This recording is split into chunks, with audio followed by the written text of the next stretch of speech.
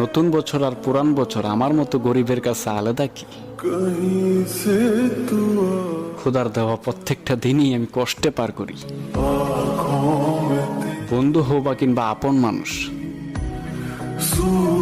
নতুন বছর উপলক্ষে একটাই কথা বলি, আমার কাছ থেকে কোনো কষ্ট পেয়ে থাকলে মাফ করে দিও। মনে কষ্ট জমা রেখো না আর আমার প্রতি।